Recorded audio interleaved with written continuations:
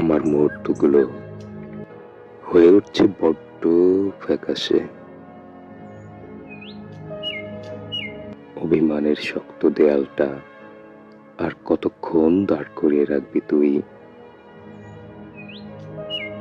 বুকের তীব্র কষ্টগুলো কেন বরফ হয়ে গলে পড়ে না তোর মনের উঠোনে?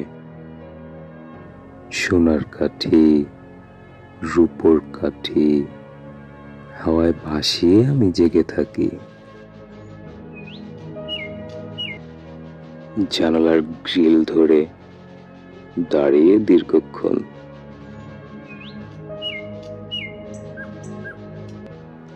আর ভাবছি শুধু তোকেই, শুধু তোকেই।